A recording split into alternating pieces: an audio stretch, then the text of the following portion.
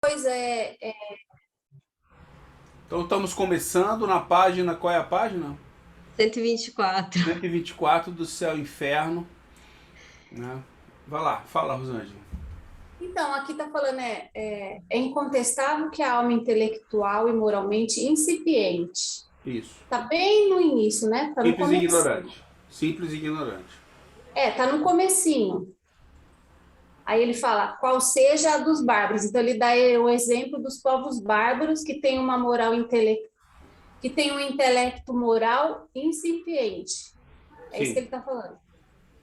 isso. Então, aí é Kardec que está colocando aqui, né? Isso daqui é um entendimento científico da época, não é? Não é Não. opinião de Kardec. Não, vê bem, eu vejo da seguinte maneira: a questão da analogia com os povos bárbaros é um conhecimento da época. Mas o que ele está dizendo, e usou como exemplo a questão dos povos bárbaros, é o seguinte: quando é incontestável que a alma intelectual e moral de quem? De quem é simples e ignorante. Que quando você é simples e ignorante, você tem que adquirir tudo. Você tem que adquirir inteligência. Começa pela inteligência. Começa por adquirir conhecimento e inteligência. Né? Depois é que você evolui. O erro que está aqui é que povos bárbaros não são simples e ignorantes, mas na cabeça deles eram povos simples e ignorantes comparado com a civilização com civilização. Foi o que a gente discutiu na última aula, né, Conde? O Conde, alguém Hum. chamou a atenção dessa citação que a gente lá atrás era, não lembro qual era o termo que aparecia, mas era semelhante. Selvagem. Então, assim, Selvagem e eles não podem bárbaro. ter os mesmos elementos da felicidade, a mesma aptidão para fruir dos esplendores do infinito, como a alma que está lá na frente, avançada, que já desenvolveu inteligência, desenvolveu a razão, desenvolveu a vontade. É isso que ele quer dizer, entendeu? Há uma diferença entre quem começa, que não tem nada, basicamente a gente começa como um animal, né? Com instintos e paixões, e adquire a inteligência e começa a adquirir a gente não tem nada, né? A gente não tem inteligência, a gente não tem livre-arbítrio, a gente não tem consciência, a gente não começa pela consciência, né? Consciência que nos dá o livre-arbítrio, é uma das coisas, condições que nos dá. Aí depois a gente tem a razão, as faculdades da alma todas. Então, essa é a diferença aí, né? A gente não nasce com nada, a gente conquista tudo. Eu entendo que é isso que ele diz aqui. Né? Então, assim, eles fazem. O famoso exemplo do Uga Buga na caverna. Né? O Uga Buga descobre a caverna, primeiro já tem um teto em cima da caverna, já está ficando inteligente. O primeiro Uga Buga, vizinho dele, que pisa na caverna dele, ele mata. Ele não quer saber. Para ele é uma questão de sobrevivência. Qualquer pessoa que se aproxime de mim, eu mato. Né? Depois de algum tempo, ele descobre que dá para conviver. Aí eles formam uma aldeia. Nasceu a primeira aldeia, por exemplo, né? Só para dar um exemplo bem genérico. A inteligência está se desenvolvendo, mas quando ele mata o Uga Buga naquele período, né, o vizinho, o que seria o vizinho dele, né? O cara só queria pegar o canto lá esquerdo da caverna. é, Ele não sente nada, né? Ele não tem sofrimento nenhum. Ele está Então, e fazendo aquilo assim, pela lei da sobrevivência, é exatamente como um animal ele está agindo, né? O animal não sente pena. Ih, matei o cachorrinho que a Juliana gostava, quer dizer, era, né? Não tem raiva do cachorrinho, mas ele matou porque o cachorrinho foi lá querer comer a comida dele. Ele não sente nada. A gente também, no início, não sente nada. Nesse sentido, Um instinto só de conservação e pronto. instinto de então conservação. ele está falando dos povos bárbaros, né? Que tem um intelectual e moral incipiente. Bárbaros e primitivos é sinônimo? Não, mas foi isso que eu falei. A gente É isso que o Conde falou. na outra aula o Conde chamou atenção para isso e eu não lembro nem qual era o termo, não era Era bárbaro, selvagem, era selvagem. selvagens. E que Que naquela época primitivo dá a impressão que é lá os homens da caverna, né? pois é, E mas para bárbaro ele, já seria esse povo que você citou aí, os. não, bárbaro é todo o povo que invadiu eles. Perceba que invadiu lá, são várias tribos que tentaram invadir ou invadiram, como os vikings, né? Isso, os vikings seriam bárbaros. Já os homens da Pra, caverna seriam. Pois é, mas eles classificavam, o que Selvagem. chamou a atenção é o seguinte, eles classificavam como sendo, entre aspas, eles entendiam, e parece que Kardec também, foi a discussão que a gente teve, o pessoal me ajuda, que selvagens e bárbaros são seres simples e ignorantes, e não são. Nossa. Eles não são. Como é que um ser Eu também simples concordo. Os bárbaros não são simples e é uma ignorantes. civilização? Eles têm armas, armas de bronze, né? Os vikings faziam armas em bronze já na época do bronze, em ferro, em bronze, por aí afora, entendeu? Eles evoluíram em alguns aspectos até mais que os europeus, em outros não, entendeu? Em outros não, mas eles evoluíram bastante.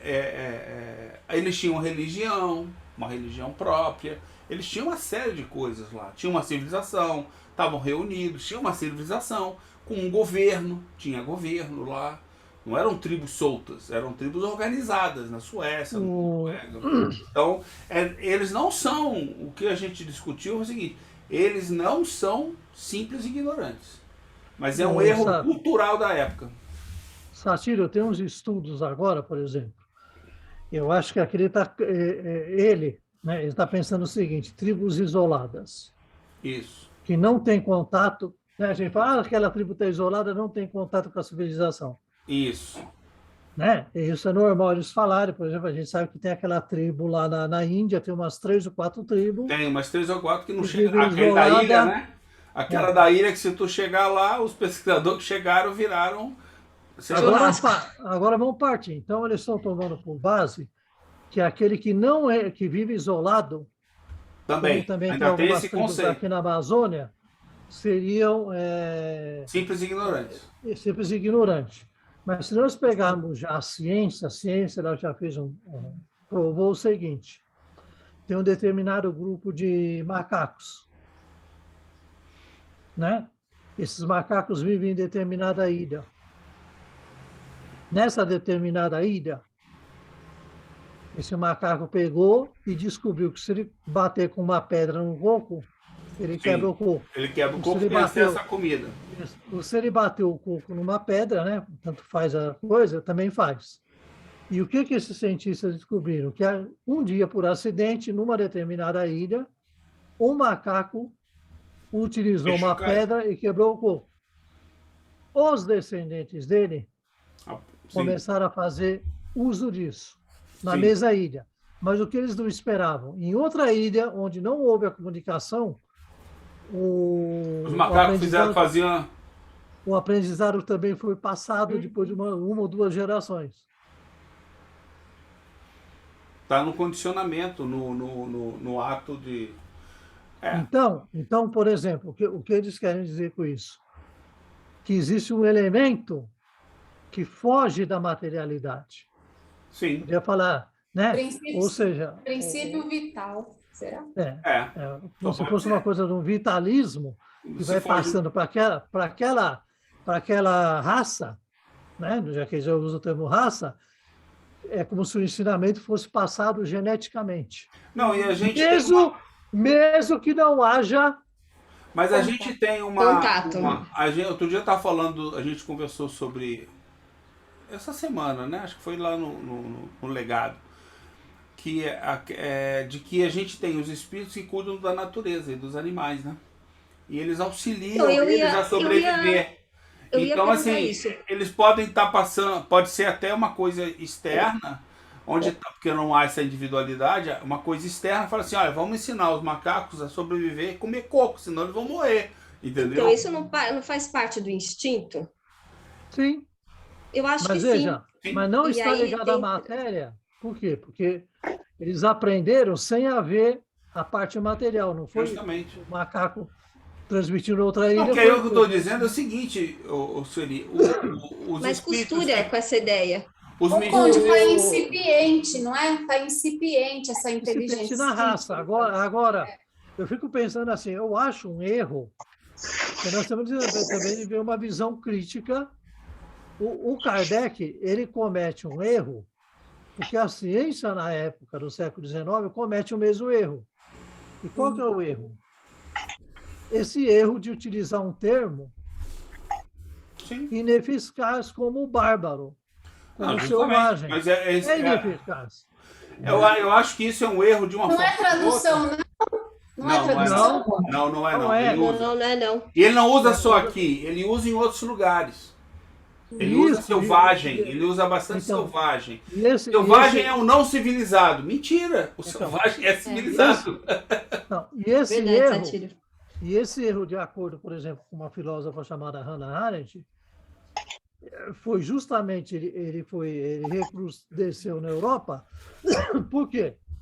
Porque com o advento da Revolução Francesa, um dos paradigmas da Revolução Francesa é o direito natural do homem. Então, considerou todos com o mesmo direito.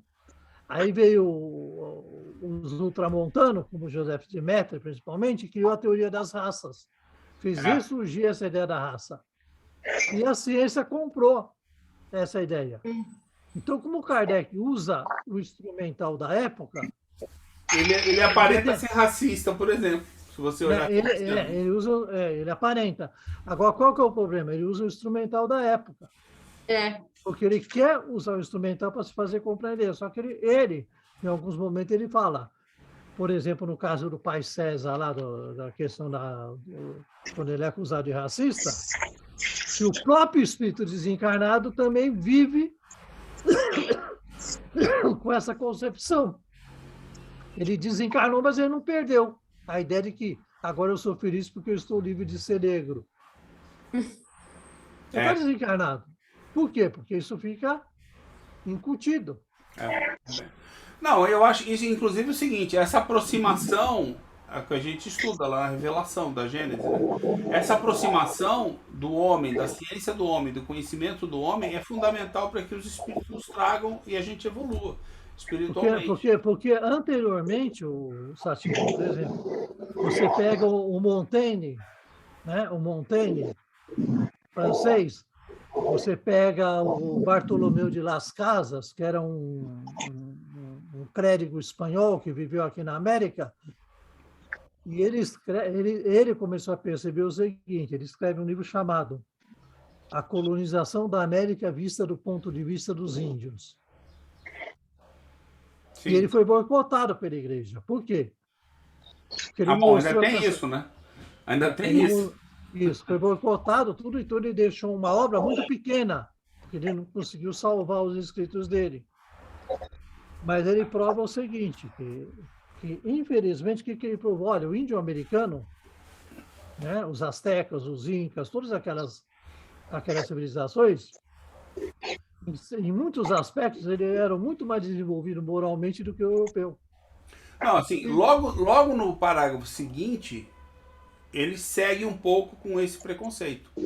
Que é o, portanto, se essas almas não progridem, olha aí o erro, elas só podem, mesmo nas condições mais favoráveis, desfrutar perpetuamente de uma felicidade, por assim dizer, incompleta. Quer dizer, elas progridem mais lentamente, ou seja, falando não dos bárbaros, falando do simples ignorante, que na minha concepção é o que ele queria falar aqui.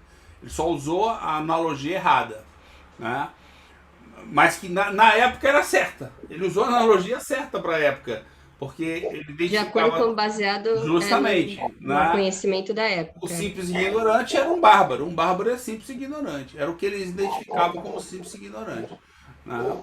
Pelo conhecimento que eles tinham. Você vê a importância do conhecimento, como é que ela é, né? Mas aí aqui ele diz, ó, essas almas não progridem. Não, elas progridem, só que elas progridem numa velocidade diferenciada, de uma forma diferente, e que obviamente você não vai lembrar que você progrediu da mesma maneira, entendeu? Até você chegar a um ponto, né? Se você olhar, eles estavam na época do iluminismo. Essa foi uma época muito diferente para a civilização. As épocas anteriores foram, como é que chamava? Das trevas, né? Se chamou século XII, século XIII. Que também nenhum desses termos que eles usam, Satir, é preciso, porque é o seguinte, o pessoal fala a idade das trevas, mas na realidade é um conhecimento que ficou controlado por um pequeno grupo. É isso aí. Não, Galileu Galilei deixou, o conhecimento dele chegou até a gente.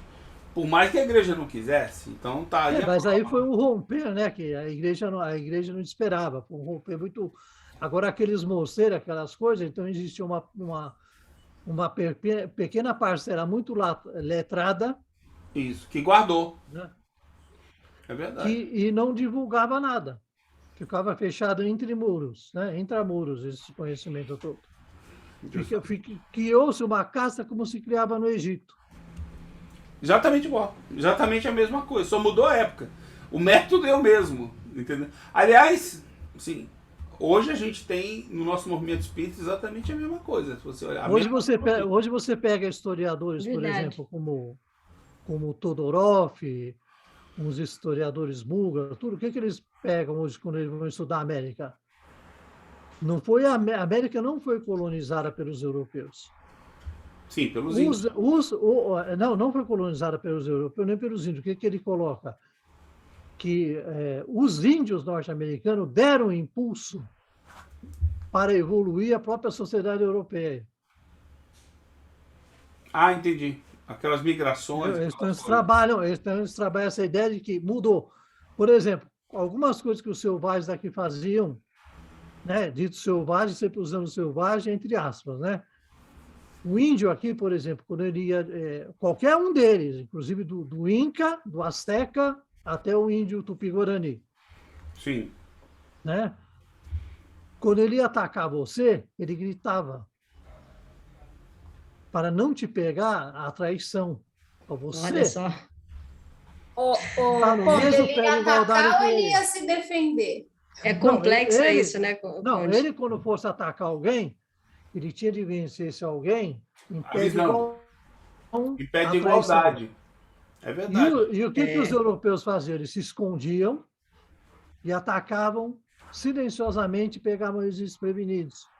E isso não entrava na cultura deles, porque eles achavam que isso daí não existe. Não, é aquela história do Umbuto, né?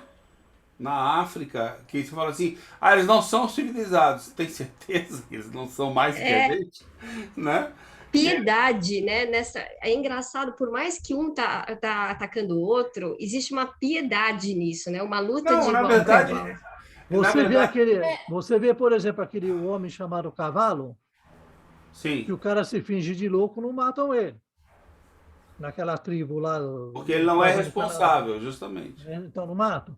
E aqui a gente vê, por exemplo, os poemas do Gonçalves Dias, quando ele pega e fala, olha, se fulano se acovardar, ninguém vai comer a carne de fulano, porque senão vai pegar a covardia A dele. covardia. Né? Não, Isso o nos que- povos mais selvagens. E os incas e os astecas, eles trabalhavam nessa mesma ideia, todos eles. Não, eu acho trabalhavam a o seguinte, traição. eu vejo esse É exemplo, interessante isso. é uma coisa que eu não sei se vocês percebem igual, eu percebo assim, que essa individualidade que a gente diz, eu evoluo em um aspecto, você evolui em outro, e a gente vai, né, cooperando, trabalhando junto, isso se transfere para uma civilização. Então você vai falar assim, a tribo lá da África que pratica, né, na real, Umbuto, né? Aquela história do Umbuto, vocês sabem todos o que é Umbuto, né? Sim. Aquela É experiência. bom falar, é bom falar. O Umbuto resumidamente o seguinte: um estudioso, um antropólogo, um sociólogo foi para uma tribo na África e ele queria verificar como é que as crianças brincavam e tudo mais. Aí o que ele fez? Ele botou uma coisa que as crianças queriam numa Uma árvore, cesta de frutos. uma cesta De de frutos. eu não lembro os detalhes. E aí ele fez uma corrida com as crianças. Falou, chamou, Fez vocês um vão, experimento. não, é uma corrida. Vocês vão sair daqui e vão. Quem chegar lá primeiro fica com. Né? Normal. Nossa civilização, isso é Com normal. um prêmio, com um prêmio. Um prêmio. É E assim. aí, eles não saíram um correndo na frente da outra. Saíram todos juntos para chegar juntos, que é de todos. Então, isso é uma. Ou seja, eles não veem necessidade de competir. Por exemplo, descobriu-se isso. Enquanto que a nossa sociedade, aí você fala assim, a nossa é mais evoluída, porque a nossa compete e ganha. Tem certeza? Não. Entendeu? Ou seja, mesmo eles sendo, em alguns aspectos, não tão evoluídos cientificamente, eles são, em outros aspectos, muito evoluídos. Então, assim, a nossa evolução, ela não se dá pareia em nenhum nível. entendeu? A gente vai evoluindo e vai aprendendo, ou seja, alguém lá evoluiu para esse lado e todo mundo foi aprendendo aquilo e foi entendendo, enquanto que outras coisas não eram descobertas. E aí do lado de cá, não, a gente descobriu outras coisas e usou, inclusive o que a gente descobriu, a gente aplicou da maneira errada, né? Em vez de cooperar, a gente aplica a competição. O melhor é o que sabe mais, é o que lê mais, é o que corre mais, não interessa. Não é necessariamente o melhor. Sobre que conceito que a pessoa é melhor. Né? Eles entendem que juntos eles vivem melhor. Na internet você acha fácil, Ubuntu. E aí a explicação está lá. E então, assim, a gente comparando eles com a gente, né? Aí vê a parte do intelectual e moral incipiente. Seria porque eles estão obedecendo uma lei natural, né? Que é da cooperação. Se a gente for ver as partes menores em nós, né? As células, como é que elas se comportam, né? Sim. A defesa do nosso corpo, eles se agrupam, né? Para poder vencer as doenças. Sim. Então, eles estão ainda nessa parte de simples, ignorante mesmo, obedecendo essa não, eles não são moral incipiente. Mas esse é o erro. Você acabou de cometer o erro dos povos bárbaros. Eles não são simples e ignorantes. Eles são uma civilização com conhecimento. Qual é a outra palavra que tinha usado mesmo? Eles têm religião. Selvagens? Não, a ideia, eu não sei se a gente pegar, por exemplo, se pegar os românticos, ou mesmo... É que nem os animais, eles cooperam. Não. Os animais, eles Isso. cooperam. O que eles trabalham? Falar, o animal é bom? Já ouviu aquela história do bom selvagem? Ele conquistou a felicidade plena? Não, ele está agindo pelo instinto coletivo ali. Lembra da história do bom selvagem? Sim. Que os românticos, né, o movimento romântico destacava a ideia do bom selvagem. O que é? É o homem que não se perverteu. É o bom selvagem. Não o homem que tem conhecimento, mas é o homem que o conhecimento... Tarzan, né? É o Tarzan, né? Não está... É o homem que o conhecimento que ele tem não está pervertido. Ele não é aquele inocente, né? Não é, Conde? Inocente, a palavra? Não é inocente. Ele não abusa do conhecimento que ele tem. Ou seja, ele não vira escravo do conhecimento. Eu tenho esse conhecimento, vou dominar o outro. Não. Esse conhecimento eu vou buscar prazer para satisfação minha. Não. Não, também não. Ele usa tudo com uma naturalidade. Dentro da natureza. Que é sem vícios. Sem vícios. Usa naturalmente. Essa Bom, que é a ideia. Vamos andar um pouquinho mais? Vamos andar um pouquinho mais? Então ele fala assim: chegamos forçosamente, portanto, para estarmos de acordo com a justiça mais rigorosa, à conclusão de que as almas mais avançadas são as mesmas que eram atrasadas e depois progrediram. Perfeito, né? Contudo, aqui encontramos a importante questão da pluralidade das existências. O único meio racional de resolver a dificuldade. Mas deixemos por hora essa questão e consideremos que a alma tenha uma só existência, que é o dogma, né? Sim. Imaginemos um jovem de 20 anos como tantos que há, ignorante, de índole viciosa, a negar sua alma e a Deus, a entregar-se à desordem e a praticar toda espécie de malvadez. Eis, no entanto, que ele se encontra no meio favorável, trabalha, instrui-se, corrige-se, pouco a pouco, e acaba por tornar-se um homem de bem. Não será esse um exemplo factível do progresso de uma alma durante a vida?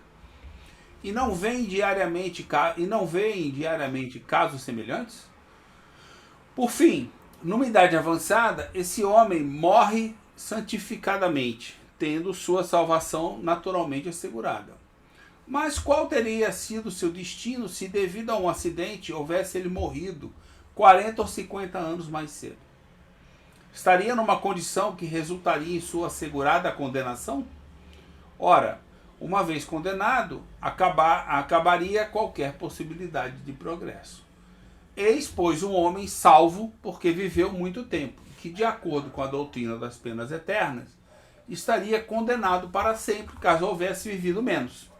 Ora, dado que sua alma pode progredir num determinado espaço de tempo, porque não poderia progredir no mesmo intervalo, após a morte, se uma causa independente da sua vontade o tivesse impedido de fazê-lo em vida.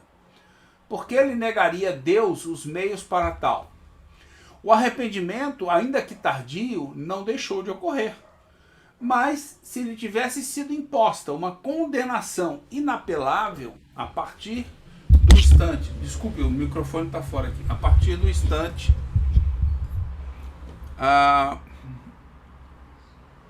Da sua morte, mas se lhe tivesse sido imposta uma condenação inapelável a partir do instante de sua morte, qualquer arrependimento seria inútil por toda a eternidade, e sua possibilidade de progredir seria anulada para sempre. O dogma da eternidade absoluta das penas é, portanto, incompatível com o progresso da alma. Com o progresso da alma. Porque ele opõe um obstáculo intransponível. Esses dois princípios anulam-se obrigatoriamente um ao outro. Se um é válido, o outro não pode ser. Qual dos dois é verdadeiro? A lei do progresso é patente, não é uma teoria, é um fato constatado pela experiência, uma lei da natureza, lei divina e imprescritível. Já leio a nota. Só um momentinho. Fala. Olha como é interessante quando a gente ignora, né? Quando a gente se deixa levar pelo entendimento raso e pelo medo, de pensar assim, vou dar um exemplo de um familiar, né? Um familiar com uma doença terminal, super revoltado, que não conseguiu enxergar em vida, né? A sua responsabilidade com tudo que aconteceu na sua vida e pondo a culpa em outros. Aí eu pensei comigo assim, caramba, agora só na próxima vida encarnado, para a pessoa repensar tudo isso, né? Porque ela vai ficar lá no mundo espiritual toda revoltada, ela só vai se melhorar talvez na próxima reencarnação. E não, né? E depois a gente vai ver o relato dos espíritos lá na segunda parte. Continua na vida futura, lá na espiritualidade, na erraticidade, pode surgir o arrependimento. E ali ele dá o salto moral dele, né? O salto quântico dele. Que nem esse exemplo que ele falou aqui, o rapaz de 20 anos e tal, aí quando ele tinha mais idade, ele pegou e se tornou um bom homem, na mesma vida. Exemplo de Paulo de Tarso. Na mesma vida, ele conseguiu reparar o erro que ele pensa que ele fez lá, né? Em relação aos cristãos e tal, a ideia que ele tinha. Então, isso foi causa de sofrimento para mim, porque é um familiar meu. E eu fiquei perturbada com isso. Agora, aí eu fico olhando para trás, né? Falo assim, caramba, que tolice a minha, né? Que bobeira. Bobeira minha, foi um sofrimento inútil. Tanto que eu me questionava, pensava assim, mas caramba, que espiritismo consolador é esse que eu não estou vendo consolo nenhum? Né? Então, é falta de entendimento, né? Ignorância. Aí a gente sofre, né? Por falta de entendimento e ignorância. E hoje, assim, nossa, super consolador. Eu consegui desconstruir toda aquela ideia que eu fiz e aquele sentimento, né? Eu tenho esperança, tenho fé que essa pessoa é uma pessoa super para frente, que ela, quando ela despertou em espírito, ela viu bem melhor, né? A situação. O ponto que ele chama a atenção é do dogma aqui, né? Esse ponto que você falou é válido, mas é o ponto de que... Sim, aí o que a gente está lendo... Onde é que está a justiça divina? Ou você atende a lei do progresso, ou você, né? A gente está lendo aqui, capítulo 7, Doutrina das Penas Eternas. Não, pois é, mas eu tô falando assim, o que ele diz então, aqui é o assim, seguinte... qual é a crença que eles tinham? A pessoa vai morrer e vai ser condenada para sempre. Justamente. Qual é a ideia que o Espiritismo traz para nós, e o relato dos espíritos, né? Falando que na espiritualidade eles despertaram, que eles se arrependeram e continua o progresso, né? Isso daí, bom, basicamente é exatamente isso que você falou, né? Não tem... Vamos acabar o parágrafo para ler a nota. Portanto, se ela existe e não se pode compatibilizar com a outra, ou seja, só tem uma vida, é porque a outra é falsa. Então, a lei do progresso existe, mas a outra lei não existe. Se o dogma da eternidade das penas fosse uma verdade, Santo Agostinho, São Paulo e muitos outros jamais teriam chegado a ver o céu, caso tivessem morrido antes do progresso que lhes trouxe a conversão. Um belo exemplo, né? E aí vamos para a nota 90 no meu aqui. Desde a tradição da antiguidade, predominava o fixismo, como a crença na posição fixa da Terra no centro do universo e nas essências imutáveis dos seres vivos. Desde meados do século XVIII, começa a surgir o pensamento evolucionista para explicar a origem e as transformações do mundo natural. No século XIX, o progresso foi reconhecido como lei natural pela ciência, enquanto as seitas religiosas não acompanharam esse conhecimento, prendendo-se às ideias superadas do velho mundo.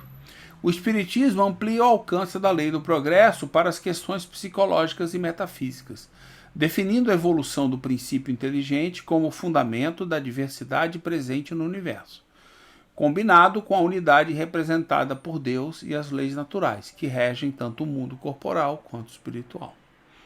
Né? Quer dizer, ó, se o progresso se dá biologicamente, por que não vai se dar também moralmente e espiritualmente? Por que não? Justamente. Não, ele se dá em todos os sentidos. E aí você teria menos direito que os outros que progrediram. Então, a essa última asserção respondem alguns que a conversão desses homens santos não foi um resultado do progresso de suas almas, mas da graça que lhe foi concedida e pela qual foram tocados. Aí entra, ou seja, como é que a gente fala? Você cria uma dificuldade para vender facilidade, né? Então, essa coisa bem humana. Bem humano. Aí criou sua dificuldade e agora vamos vender a salvação. Pronto, resolvido o problema. Já temos um produto. Abre a lojinha, ainda é judeu ainda, né? Abre a lojinha aí, por favor. Abre a lojinha e vamos vender a salvação. Então... Não, e assim, a heteronomia, né? A graça que lhe foi concedida. Foi porque uma graça... Mas justamente, foi concedida porque você fez alguma coisa. Pode ser por Deus ou pelos os santos homens aqui da... Não interessa, a lojinha do turco é dentro da igreja. A lojinha. Vai lá na lojinha que você cumpre a salvação, entendeu?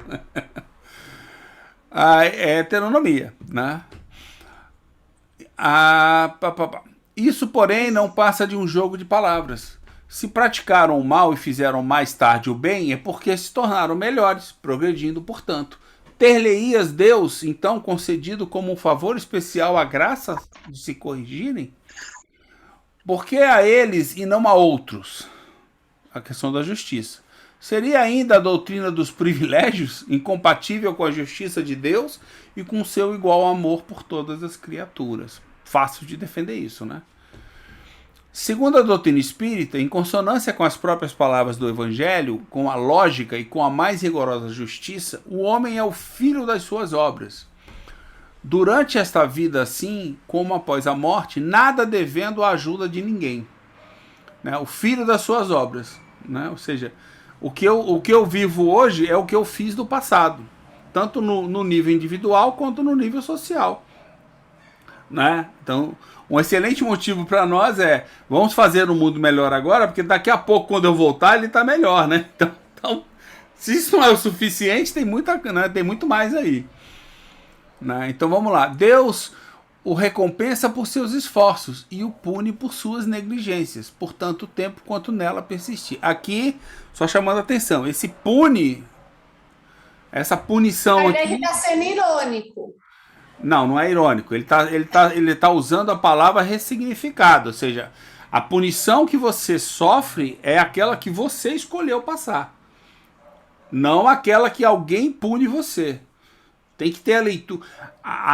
Kardec usa as palavras ressignificadas, né? Então a gente tem que olhar para cá e ver, esse pune por sua negligência, quer dizer, eu fui negligente, eu fui indolente, eu deixei para lá, fui vivendo conforme minhas paixões, né, conforme meu prazer, e eu vou sofrer as consequências, que eu escolhi.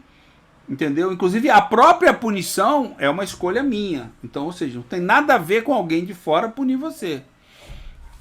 Né? Só Posso lembrando. ler uma... Eu vou Não, ler, não né? pode. Vamos seguir. Porque Não, eu vou ler. Não. Meu Deus. Essa Só rapidamente, Sueli, eu disse que Kardec poderia estar sendo irônico, porque Deus não recompensa, né? E não pune também. Mas, É que a gente tem, toda vez que a gente lê Deus, eu entendo assim, a gente não tem que ver Deus como uma pessoa, um homem, um senhor que vai lá e dá uma isso. chinelada na gente. A gente tem que entender que ele recompensa através de suas leis. É isso que eu vou ler, gente. No mundo. Então, são as leis divinas, ou as leis de Deus, né, como vocês quiserem chamar. Eu prefiro chamar divina, que parece que não é de uma pessoa, assim, na minha cabeça, né? Melhor para eu pensar. Aí, esse Deus atua com as suas leis, e aí que ele recompensa a pessoa. É esse tipo de... É esse sentido que ele está falando. Vai lá, Sueli. Que está no item 20, a providência da Gênese.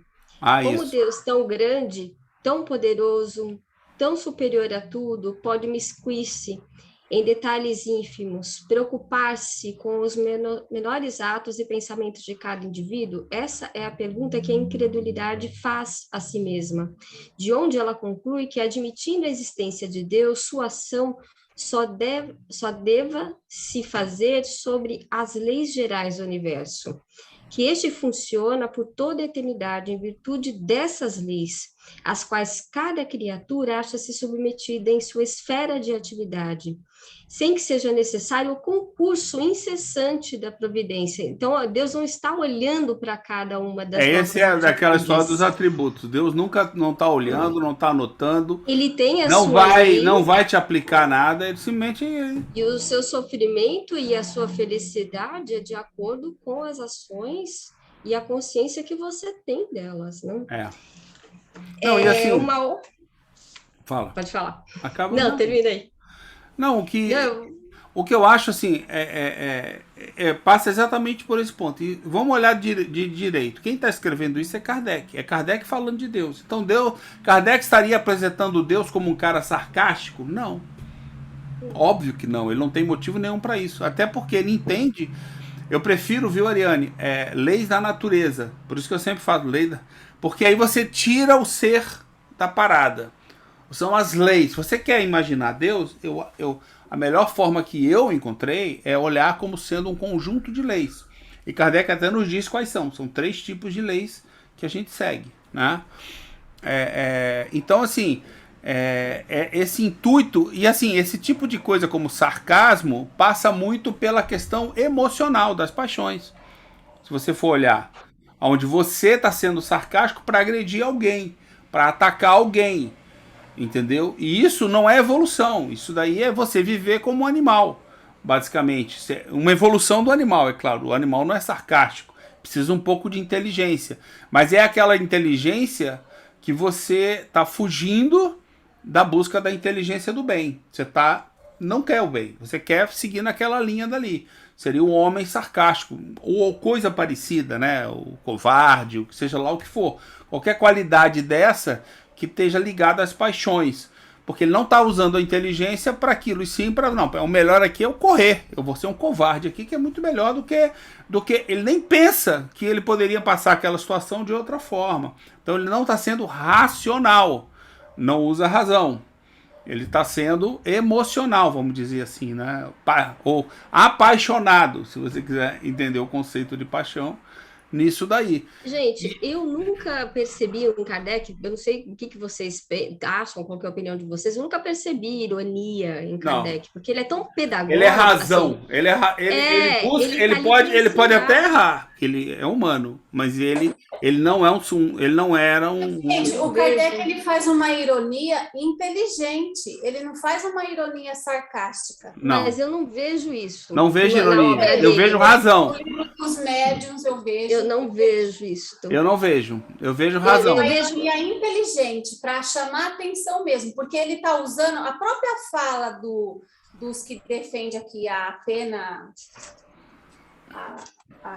o capítulo que a gente está lendo, né?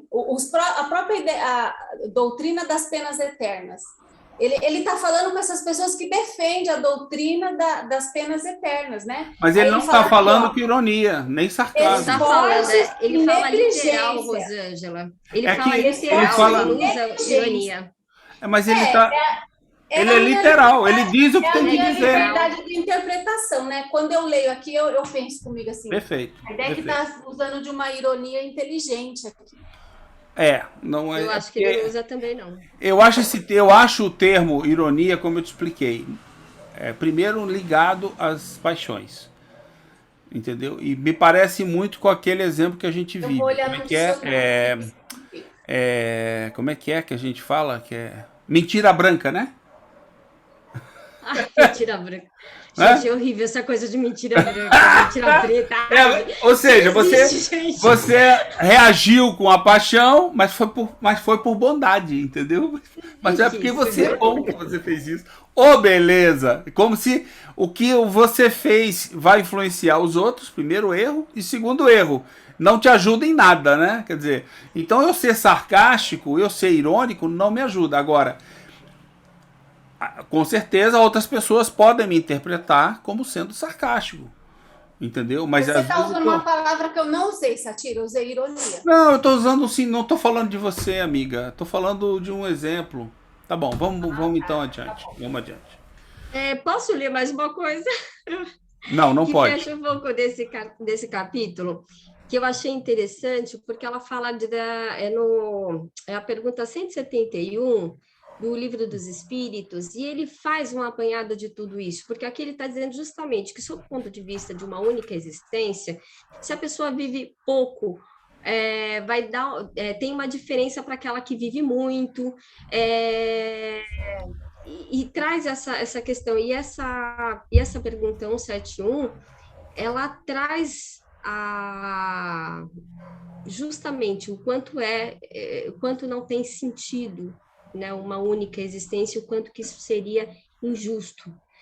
Então, eu vou ler rapidinho, gente. Sobre o que se funda o dogma da reencarnação, sobre a justiça de Deus e a revelação, pois não nos cansamos de repetir: um bom pai deixa sempre aos filhos uma porta aberta ao arrependimento. A razão não diz que seria injusto privar para sempre da felicidade eterna daqueles cujo melhoramento não dependeu deles mesmos? Olha só, aqui ele coloca a questão de que a vida material, as suas condições não é igual para todo mundo. E não é. Justamente. E não é. Nunca não é. Todos os homens não são filhos de Deus.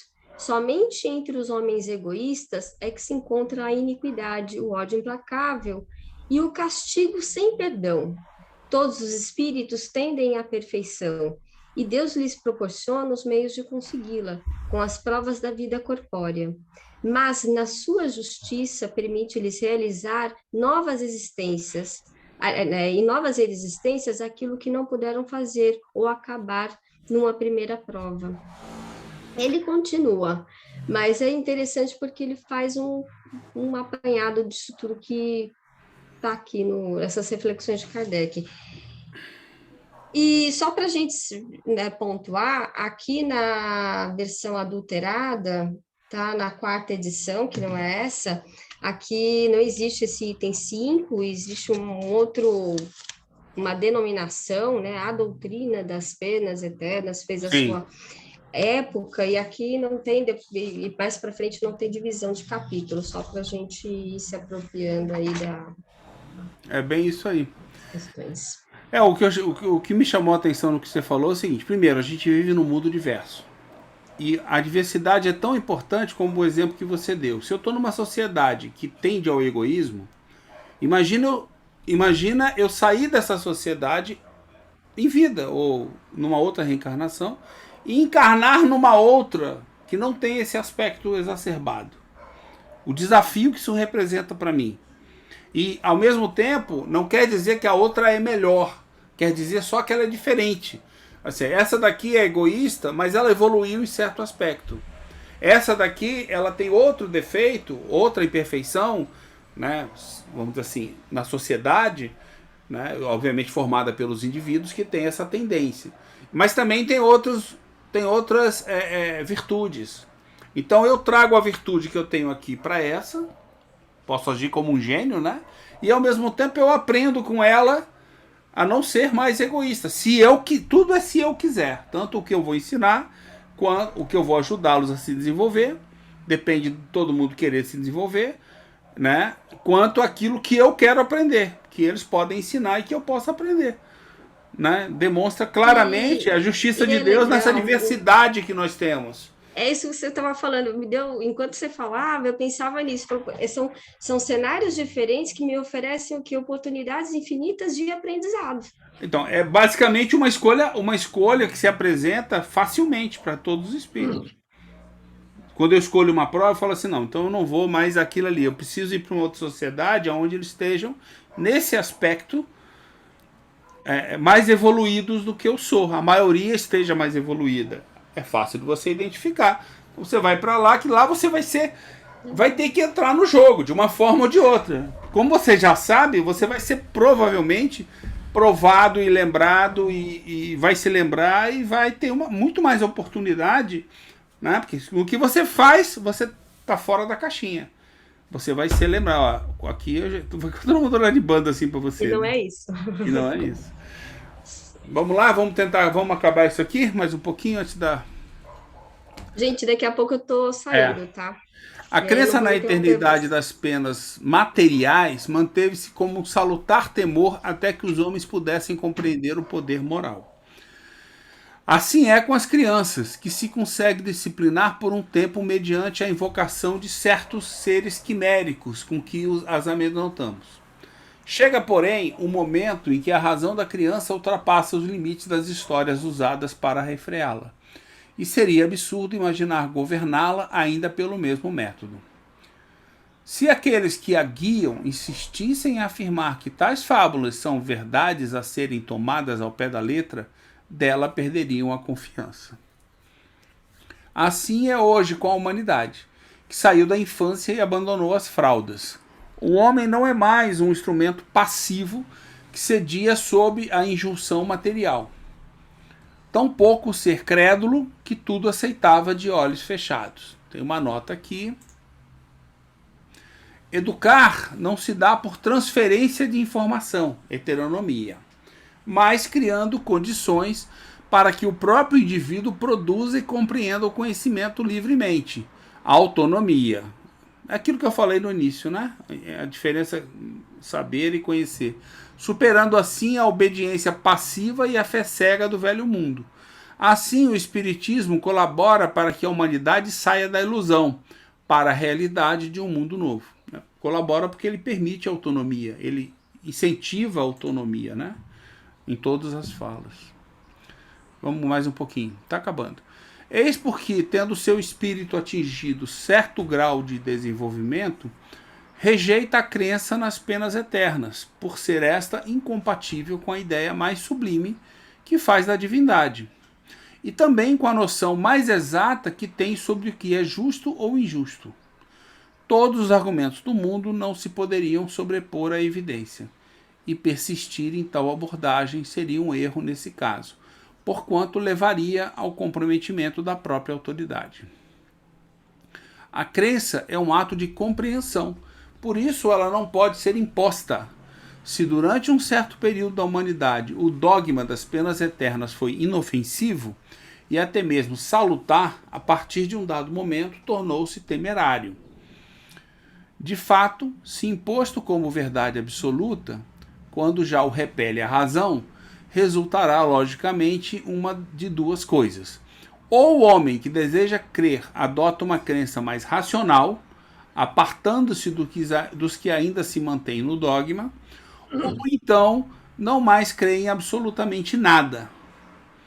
A quem quer que tenha estudado a questão com tranquilidade, fica evidente que nos dias de hoje o dogma das penas eternas tem produzido mais materialistas e ateus do que todos os filósofos. Tá claro isso aí, né? E acho que é exatamente a mesma coisa que acontece no movimento espírita nosso aqui no Brasil. Para mim, essa é a visão que eu tenho, entendeu? Que você tem que... Não vou virar ateu, né?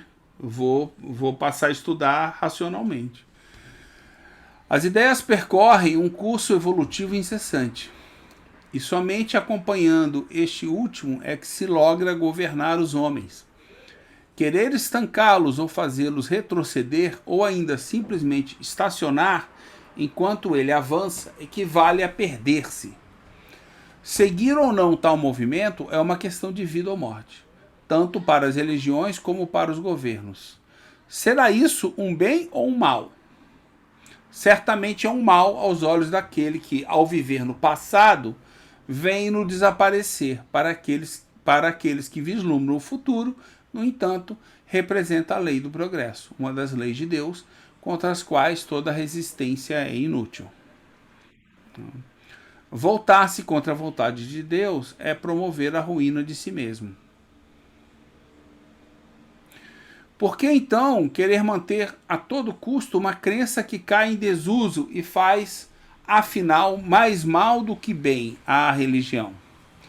É triste dizê-lo, mas uma questão material sobrepõe-se à questão religiosa nesse ponto. Essa crença foi amplamente explorada com a ajuda da ideia de que, com o dinheiro, podem ser abertas as portas do céu, evitando-se assim o inferno. A renda que tal ideia gerou e gera ainda é incalculável. É um imposto pago antecipadamente sobre o temor da eternidade. Sendo facultativo, o rendimento de tal imposto é proporcional à crença. Se não existe a crença, o rendimento é nulo. A criança cede de boa vontade o seu doce àquele que lhe promete espantar o lobisomem. Se a criança, porém, não mais acredita em lobisomem, ela guarda o doce para si. Aqui não lembra um pouco o que, né, uma das questões importantes da gente ir também percebendo que o espiritismo não é religião. Nós vemos em religiões institucionais essa questão, né, do quanto melhor a pessoa tem, materialmente dizendo, ela está mais assistida por Deus. Tem várias religiões que associam. Exatamente isso. E aí, a gente fala o que a gente também fala que é a emoção, né? Aquela alegria que não faz sentido, aquele bem-estar, como se fosse. Exatamente. O progresso é porque você. O que eu ia falar é o seguinte: essa última frase mostra como é que as falsas ideias se apresentam para a gente. Ou seja, ou eu vou acreditar na crença irracional, ou eu vou me apegar ao mundo material. Mas não tem outra opção, não, cara? Não tem outro caminho, não. O outro caminho é abandonado, entendeu? O caminho que leva você a um crescimento espiritual não está presente aqui. Ou você é um ateu, materialista, e você se torna... Por quê? Porque eu vou segurar o doce para mim. É meu. O importante é ter o doce. Porque o doce é que está em jogo. Ou então eu vou espantar o lobisomem porque eu acredito que ele vai me ajudar a espantar, eu dou o doce para ele. Quer dizer, só tem essas duas ideias? Entendeu como a falsa ideia se apresenta? E eu tô fora do caminho. Esse não é o caminho que a gente, por exemplo, que existe outra opção muito bem clara pra gente e que a gente pode seguir, que não é nenhuma das duas. Eu posso abrir mão do doce, eu posso abrir mão da crença e do doce. Falar assim, olha, amigo, lobisomem não existe, mas se tu quer tanto doce, leva o doce aí. Eu não preciso dele, entendeu? Até isso eu posso fazer. Associada às questões materiais, né? A prosperidade material. De uma forma ou de outra, o importante é o material que você tem, é o que você acabou de dizer. E o material, às vezes, muitas vezes, não é a solução. A solução é eu achar um caminho onde eu me evolua, onde eu possa me melhorar. Falei assim, vem cá, eu não acredito em lobisomem, essa barreira eu já superei. Agora eu vou ficar aqui brigando pelo doce? Se é tão importante para você, leva o doce e me deixa em paz, que eu vou seguir o meu caminho, entendeu? Sabe? Leva o doce. Leva o doce. Leva o doce.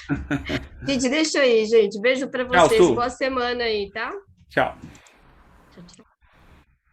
Alguém mais? Vamos seguir para acabar? Kardec, ele meio que faz uma equação, né? Aqui, né? Ele faz assim, ó. É o imposto pago antecipadamente sobre o temor da eternidade. Sendo facultativo, o rendimento de tal imposto é proporcional à crença. Se inexiste a crença, o rendimento é nulo. É isso aí. Quando ele fala aqui que nem para as religiões e nem para o governo é interessante essa ideia aqui de penas eternas, né? Porque a pessoa sendo materialista e ateu não é interessante, nem para as religiões, nem para o governo. Então, Não, é interessante. Não, você está equivocada. Nos dois mundos eles ganham. Por quê? Porque quando você tem um apego ao material, o controle do material é de alguém sempre. Ou na nossa sociedade o material é de todo mundo. Não é, nunca vai ser. Então tem sempre alguém, por mais que fale que não, tem sempre alguém que é dono daquele negócio lá. Entendeu? Quer dizer, isso daí deixa você no sistema, vamos dizer assim. Como é que eu saio do sistema? Simples, não dá importância às coisas materiais. Que inclusive, diga-se de passagem, é o caminho que a gente aprende no Espiritismo, que é o que vai fazer com que a gente evolua. É o desapego. É um exemplo claro de desapego. Olha, não é que você não precisa disso para sobreviver, mas você não precisa, não é só isso, tem coisa mais importante. Você está se focando numa coisa muito rasa. A sua evolução tem que vir de outra forma, não na forma material de evolução, na forma espiritual. Entendeu? Aí você saiu do sistema. É a mesma história, é a minha... Foi o que eu acabei de citar. A minha crítica no movimento espírita brasileiro é a seguinte. Eu acho que a gente tem que deixar eles fazerem o que eles quiserem e vamos fazer o que nós acreditamos. Vamos trabalhar a racionalidade. Se eles acreditam ou não acreditam, é com eles. A gente quer fazer de uma maneira diferente. Eu não vou salvar. Ah, não, eu tenho que investir para salvar. Por que você está tão interessado em salvar o movimento espírita, o centro espírita? É uma pergunta que de vez em quando eu faço e ninguém me responde. Por quê? Você quer tanto salvar o teu centro espírita? Se as pessoas que estão lá não querem se ater a dogmas, a uma forma de pensar dogmática, inclusive, no espiritismo. Por que você está tão preocupado? Você acha que você é capaz de mudar a cabeça deles? Olha você aí aplicando as regras do sistema. Não, eu sou capaz de mudar a cabeça dele. Falei, então você pensa nisso. Você acha que a sua verdade é melhor que a dos outros. Então você é heterônomo raiz. Todos somos heterônomos, mas você é raiz. Porque você só mudou o foco. Não, agora eu vou criar aqui a seita dos bolinhos azuis. É a melhor seita que existe. Vou convencer todo mundo que os bolinhos azuis são os melhores que tem. Na base do dogma. Dando bolinho azul para todo mundo e o bolinho azul salva. Pronto. Aí o que você fez? Continuou no mesmo caminho. Apegado ao material. Apegado a todo esse tipo de dogmas que existem. E não raciocinando. Você não saiu do sistema. Você só mudou de local. Está no sistema. Então, é estranho a gente ler aqui... Não, aqui não é estranho. Aqui é lógico. Mas é estranho a gente ver no movimento espírita. Aqui Kardec está falando das religiões, né? A ideia das religiões. E ontem eu vi no noticiário uma estatística de intenção de voto. Aí tinha lá intenção de voto dos católicos, intenção de voto dos protestantes e intenção de voto religiosa, veja bem. Intenção de voto de quem? Dos espíritas. Aí eu falei, não creio nisso. E quais são os dois candidatos que estão lá? Os dois extremos, né? Que a gente sabe. Aí eu falei assim, não é possível. Porque o que acontece? No censo, quando eles perguntavam, não tinha lá a opção, religião, tá, qual a sua religião? Católico, protestante e espírita. Não tinha. Tem, espírita tem. Eu não sei se vai entrar agora. Não, tem. Mas existe o censo dos espíritos. Eu lembro que eu respondi uma vez, não tinha. Eu falei assim, a pessoa perguntou, né? Qual a sua religião? Eu falei assim, eu sou espírita. Na época eu não questionava que ser espírita era ser religioso. Eu não questionava. Não, mas não Eu achava estranho que muitas pessoas não falavam. Não, eu não sou, a minha religião não é espírita. Né? E a pessoa do movimento espírita achava estranho, falava, mas por que as pessoas não assumem? Elas têm receio de ser confundido com Umbanda e Candomblé? Será que é por isso que elas não falam? Né? E Mas daí eu qual- falei assim, caramba, esse leme tá duro de levar para outro lado, né? Tá difícil. Então, se o meio de comunicação coloca lá isso, nossa, gente, aí tipo, tá, é religião, espiritismo é religião. Não, Isso aí já foi não é decidido pelo religião. governo. No censo, já tem uns 3 ou 4 censos, já tem mais de 10 anos, de que aparece no censo, acho que já tem uns 15 anos, aliás. Eu escrevi um artigo sobre isso há muito tempo atrás. Aparece no censo a quantidade de espíritas. Pode ir no IBGE. Então, porque a pessoa se diz espírita, não que eles têm lá Também. católico, Mas protestante mas e é o que eu acabei espírita. de Eles não falar. têm o espírita. Você A pessoa percebe? se diz, daí eles anotam lá, né? A Mas pessoa se declarou espírita. pois é, mas aí são as pessoas se Eu não sei se agora, conformando. capaz de agora entrar, né? Se tá lá Não, no por exemplo, noticiário, entrou lá, então, espírita como religião, pronto. pois é, Pronto. quando você acredita no espiritismo como religião, por exemplo, uma vez me perguntaram, aí você colocou o que, Satiro? Eu falei, nada. Por quê? Porque, primeiro, a pergunta está errada. Espiritismo não é religião. Então eu não vou responder espírita. E eu não sou nenhum dos outros. Então é nada. Eu tô no grupo do nada. Ah, você não somou para os espíritas? Eu falei, o que, que adianta saber se tem 2, 3, 5, 50% de espírita no Brasil? Isso ajuda o movimento no quê? Ainda mais no espiritismo. Ou seja, a gente vai estar se conformando a lutar com as armas do sistema que eles nos dão. Esse Eu tô fora, eu não vou colaborar para ele tinha isso, que não. ele tinha que perguntar lá, tá, entre os religiosos, daí tá, entre os ateus, aí tá, entre os agnósticos, entre os Não, aí a pessoa queria botar agnóstico. acredita na Ela falou, você natureza, não acredita em Deus. Eu falei, não, acredito muito em Deus. entre as ideologias, entre as doutrinas, sabe? Mas é que Sabe? eu. Para a pessoa responder o que realmente ela acredita. Pois é, mas amiga, as Não opções. induzir a religião. As opções criadas, todas essas que você conhece, elas jogam dentro do sistema, entendeu? Pegam você e jogam você dentro da busca, ou da cessão, ou da entrega, ou da aquisição de um doce. Mas e se eu não quiser o doce? Essa Em opção não relação existe, ao gênero, entendeu? eles parece que eles vão colocar nesse censo agora em relação ao gênero, para a pessoa ter a liberdade de responder. Tudo bem. Bota sexo e gênero. Para Juju, né? Tem Bota vários. bota sexo e gênero. Tudo bem. Nossa, tem mais de 15 gêneros. E vai continuar. Tem uns que transam com cachorro. Vai continuar isso. Tudo Tem bem. que ter essa opção da pessoa responder, ela ter a liberdade. Mas dela eles colocam responder. você no Não sistema. ser Mas quando induzida. perguntar do gênero pra mim, eu vou responder o quê? Eu vou responder o que eu sei. Falar só, eu sou homem. Ah, então você é hétero. Por enquanto sou. Pode ser que amanhã eu mude de ideia. Mas por enquanto eu sou. Então nesse momento eu sou homem. Tá valendo. Pode ser que semana que vem eu mude de ideia. Eu sou hétero. É isso que você quer saber? Aí só daqui Hétero vem- não é gênero. Eu falei, bom, então minha filha, eu não sou nada disso aí. Porque entendeu? Tô fora. Ou seja, é uma tentativa. Essas tentativas a gente tem que estar atento. Não existe. A razão vem disso. Para que eu uso a razão? Para avaliar esse tipo de coisa. Para saber, vem cá, isso faz sentido? Faz sentido eu ter que escolher? É aquela velha história, olha só. É aquela. Diversidade, tem que respeitar a diversidade. Não é querer questão de colocar as respeitar pessoas ou não. em É a questão seguinte: é de você identificar com racionalidade. É aquela pergunta racional, é aquela pergunta irracional que volta e meia fazem para os filhos. Você gosta mais do papai ou da mamãe? Você ama mais o papai ou ama mais a mamãe? Olha a idiotice. Se pergunta para um filho. Mas assim, percebe que nós sabemos que é uma idiotice. Mas boa parte das pessoas considera a resposta. E busca ela.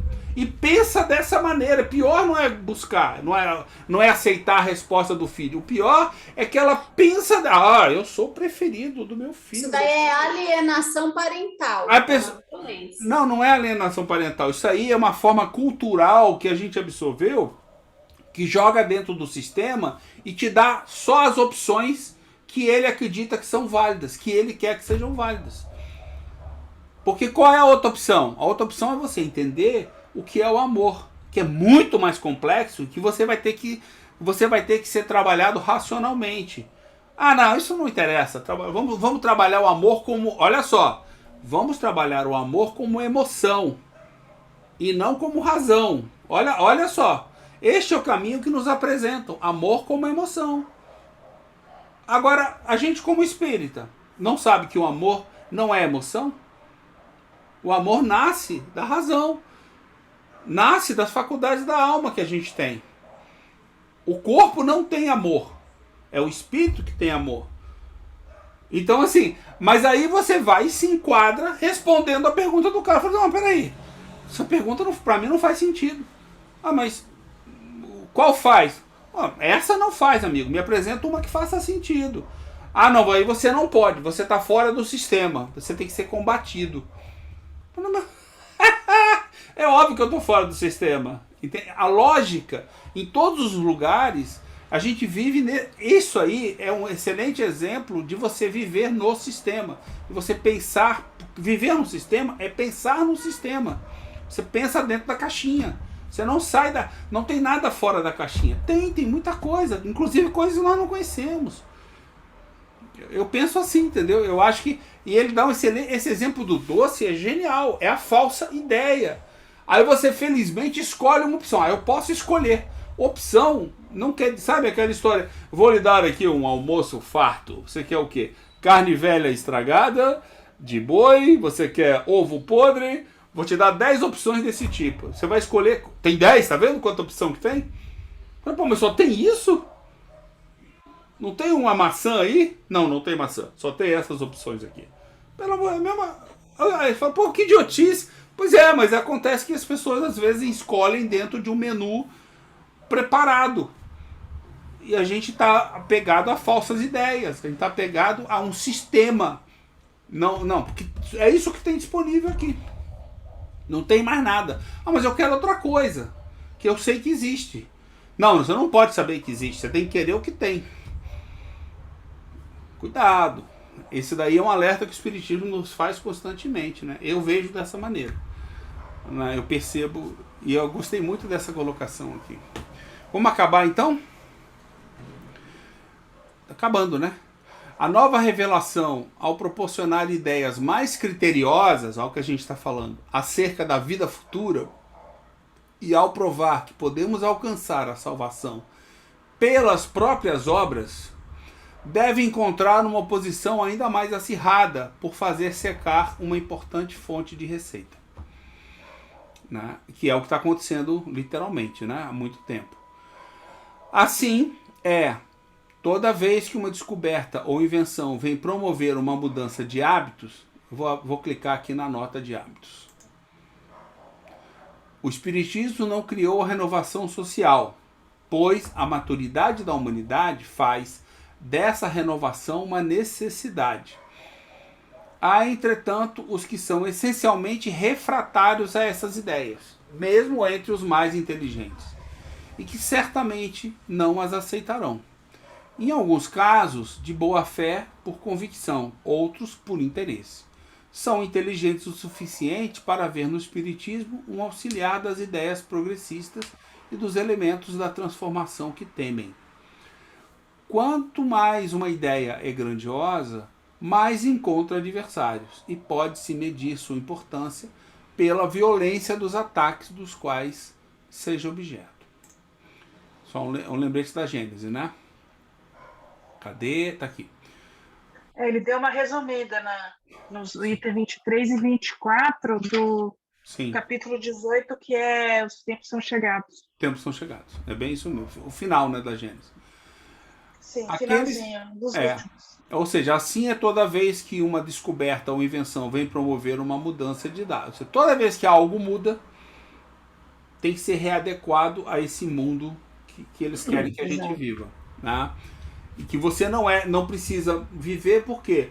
Porque a salvação está nas próprias obras de cada indivíduo e não nas obras que a sociedade promove. É o que a gente falou antes. Né? Então, aqueles que vivem dos antigos e onerosos esquemas os defendem, desabonando os métodos novos, mais econômicos, Pode-se crer, por exemplo, que a imprensa, malgrado os benefícios que traria à humanidade, tenha sido aclamada pela classe numerosa dos copistas? Não, estes certamente a detestavam, né? Assim também deve ter sido com as máquinas, as estradas de ferro e inúmeras outras coisas, né? Aos olhos dos incrédulos, o dogma das penas eternas é uma questão inútil, da qual se riem. Aos olhos do filósofo, esse dogma possui uma relevância social pelos abusos que enseja. O homem verdadeiramente religioso percebe que interessa à dignidade da religião que se extingam tais abusos, assim como suas causas. Ou seja, chega de ficar abusando e indo adiante e evoluindo e crescendo. A Terra é plana. Galileu, cala a boca. Aí Galileu foi lá e não, vou calar a boca aqui. Agora não vai dar certo, isso que eu vou morrer.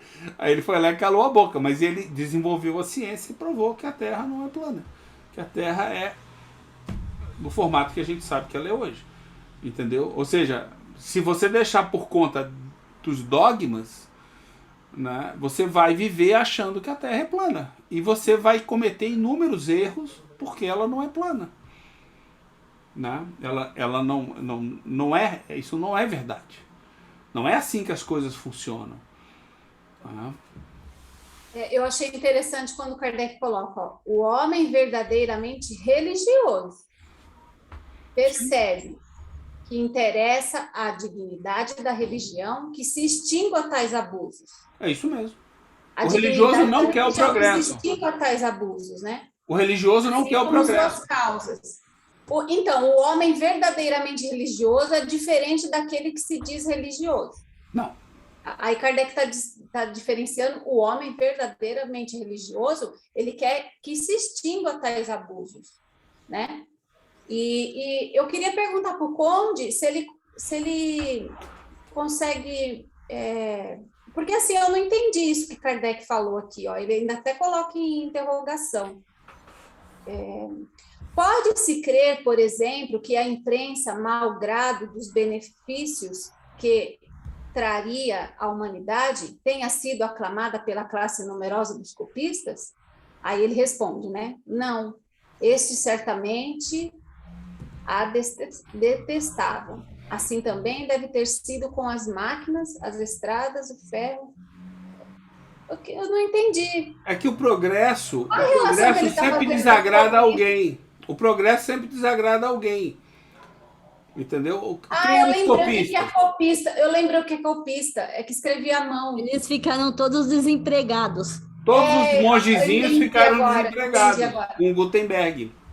É tipo assim, vale a pena mandar que a gente continue acendendo fogo com pedra, porque pelo menos as pessoas não vão perder a função delas. Os caras que fornecem as pedras para acender fogueira vão continuar tendo trabalho. Entendi agora. Entendi agora. Isso acontece em todos os progressos, né? Todo progresso que é trazido pelo homem, e ele nunca para, ele sempre progride, são vistos como problemas. Ou seja, eles causam transtorno a quem é religioso. Em que sentido? O religioso se apega ao que ele tem. Ele vive a vida inteira apegado àquilo. Então qualquer pessoa que, não interessa que seja cristão ou não, ele é apegado a um dogma da ciência. Para ele só aquilo vale. Não interessa que a ciência evoluiu, ele vai continuar achando que a Terra é plana.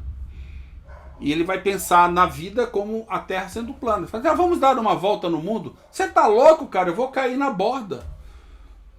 Tem monstro lá na borda. Eu não vou dar a volta com você. Vai lá. Foi um prazer te conhecer. Você vai morrer. O cara dá a volta no mundo, aparece do outro lado. E o cara fala, como é que você fez isso? Você deve ter feito por baixo, né? Você deve ter contornado. Você não deve ter ido... porque não é possível dar a volta. Aí, ou seja, as pessoas acham maneiras de viver dessa forma daí. Eles não agrada a eles. E é assim que você vê. Todas as ideias novas, independente, elas são rechaçadas. Por muitos, não por todos. Por muitos. Muitos adotam as ideias, né? O comércio que gira em torno, né? Sempre que existe. girou muito É em o torno interesse material, é tudo. como que fala quando você vai fazer um tributo ali a um deus? Como que fala? Lá na época da Grécia? Fugiu. Oferenda? Oferenda. O comércio que girava na cidade em torno de, né, de oferenda. Gira em torno de tudo, até Aí mesmo você oferenda. pega e vai falar racionalmente, tá, por que de você fazer oferenda racionalmente? Aí a pessoa fala assim, é mesmo, eu não preciso de coisas materiais para fazer oferenda. Aí acabou o comércio, fala assim, caramba, isso quebrou nossas pernas e agora nós vamos viver do quê? É Acabou o justamente isso. comércio. Então não vale a pena manter a ignorância considerando a economia. É a desculpa de muitos. Fala assim, não, vamos manter o progresso lento para que a nossa economia seja... É que o lento não existe. O que existe é o controlado. O que existe é que alguns privilegiados... controlar o É o progresso, problema da porque religião. senão a nossa economia vai cair por terra. É o problema Mas da religião. é um pensamento tolo, porque na verdade está dizendo assim, ó, vamos manter a ignoria para que poucos tenham muito privilégio e dinheiro. Exatamente. Né? Porque se você ofertar o básico para uma sobrevivência digna, e aí o dinheiro não vai ficar com poucos. Não vai sobrar para mim. Não vai ficar aquele monte de dinheiro com poucos, né? Não vai sobrar para mim. Vai ter para todo mundo. Mas eu não quero para todo mundo. Eu quero para mim. Eu quero o meu doce, entendeu? Eu não quero. Da comida, né? Eu não acredito no lobisomem. Eu evoluí. Eu quero o doce para mim. Pronto. Acabou de criar uma criança apegada, entendeu? Eu quero o doce para mim. Quando você fala assim, meu filho, mas você não come o doce, não gosta dele. Para que você quer o doce? Dá para alguém o doce. Deixa ele levar. Mudou. Ah, mas essa opção não se apresenta. Mas eu estou dizendo que ela existe. Pronto. Se apresenta. Se ele tiver um entendimento de que realmente não existe lobisomem, eu não preciso dar o doce para ele que está querendo tirar de mim o doce. Mas também eu não preciso ficar com doce porque eu não gosto do doce. Vou dar para alguém que eu quero ajudar, que precisa do doce. Vou lá e dou. É uma terceira opção que não é colocada na equação. E tem milhares de... né? A educação que fala aqui na nota, né? Educar não é se dar por transferência a informação, mas criando condições para que o próprio indivíduo produza e compreenda o conhecimento. Então, não é só dar comida, dar dinheiro. Como é que é o ditado? Como é que é o ditado que a gente fala? É propiciar a educação para que a pessoa ela própria vá se prover. É porque acumular conhecimento sobre todos os tipos de peixe que existem não adianta. Agora, ensinar a pessoa a pescar resolve o problema, definitivamente. Então, ensina a pessoa a pescar. Aí o controle do sobrevivência dela vai estar na mão dela. E não em quem dá o peixe. Vai estar na mão da pessoa. Aí ela pode exercer o poder sobre sua vida. E não ficar esperando que alguém me dê o peixe. Inclusive eu sei, não vem me dar qualquer peixe, porque eu conheço todos os peixes. Mas o que adianta você conhecer todos os peixes e não saber pescar? Cada um deles que você gosta. Basta saber os que você gosta. Você não sabe pescar. Aí você vai usar para que esse conhecimento? É o grande problema da educação. O grande, eu acho, dilema na raiz é esse. Você quer encher a pessoa de conhecimento ou você quer que ela use o conhecimento que ela precisa para a vida dela? Então, encher a pessoa de conhecimento é heterônomo, que é isso que eu entendi aqui. Agora, você propiciar para que a pessoa produza e compreenda, né? Justamente. Aí é outra coisa. Justamente. Algo mais aí? Que a gente está bem no horário. Algo mais? Não. Então, na próxima, nós vamos começar as penas futuras, né? Agora, segundo o Espiritismo. Segundo o Espiritismo. Chegamos no capítulo. tá? No capítulo. Sugestão aqui, a gente lá está fazendo o contrário na terça-feira, né? A gente está estudando Nem Céu nem Inferno e vai passar pelas penas, depois vai começar o livro Céu e Inferno. A gente podia ler esse capítulo e depois dar uma lida lá no Nem Céu nem Inferno, para ver se a gente perdeu alguma coisa. O que vocês acham? Vamos fazer sequencial isso ou intercalando? Acho que é meio confuso, né? A gente discute o Céu e o Inferno, depois a gente volta lá no Nem Céu nem Inferno e dá uma analisada nas ideias que o Paulo trouxe para a gente ver uma outra visão. O que vocês acham? Eu não entendi, Satiro. No livro Nem Céu nem Inferno, são comentadas sobre aspectos contextuais cada uma dessas penas. Elas estão lá presentes. Ah, tem um capítulo lá? Tem um capítulo só disso, Nem Céu nem Inferno. Que fala, a gente vai entrar, inclusive, quem quiser, terça-feira, a gente agora está começando justamente esse capítulo, lá na terça-feira. Tá. Mas a gente pode fazer isso aqui, entendeu? E aí, fazer o inverso. A gente lê aqui o capítulo, comenta, quando acabar, chegar no final, a gente vai lá para a obra do Paulo, Nem Céu nem Inferno, e dá uma lida nessa parte que ele colocou. Acho que pode ser uma boa. Eu acho muito interessante essa proposta, o Satiro, porque quanto mais a gente discutir e remoer, mais a gente vai entender. Independente se a gente já entendeu ou não, mas quanto mais a gente esmiuça, mais a ideia vai... E a outra coisa que foi feita nessa obra, ditada pela FEAL, que o Paulo fez, é o seguinte: ele conecta, se vocês viram até aqui, toda a parte doutrinária que veio antes, explica cada um dos itens que a gente vai estudar aqui. Então ele conecta nas notas e tem uma lista disso. Se vocês não tiverem, depois eu posso passar. Ou seja, a pena futura número 1, primeira, são 25, né? Onde é que ela está conectada? Aí ela está conectada em 1, 2, 3 lugares na obra atrás. A gente pode voltar e reler aquele trecho específico. É uma outra forma de estudar também, que vai enriquecendo para a gente tirar o máximo do suco da laranja. Obviamente que a gente vai ter que estudar de novo, né? Mas a gente pelo menos fez o melhor esforço que tinha. Se vocês concordarem, eu pensei nessa sugestão, da gente intercalar e com mais calma, entendeu?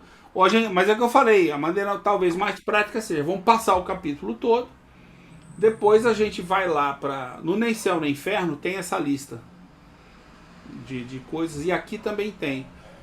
Depois a gente vai lá e vai estudando pelo Nem Céu nem Inferno cada uma delas, e vai relembrando e vai aprimorando o entendimento, o conhecimento que a gente tem, para a gente poder alcançar o conhecimento, né?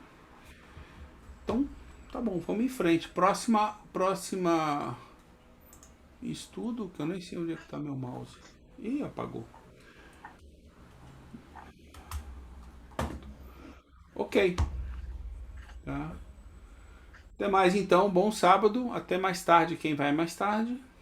Te cuida, hein, Rô? Tchau, fica bem. Obrigada, tchau, Ariane. gente. Até Obrigada, mais. pessoal. Melhoras. Tchau para todos. Tchau. Tchau, tchau. Até mais.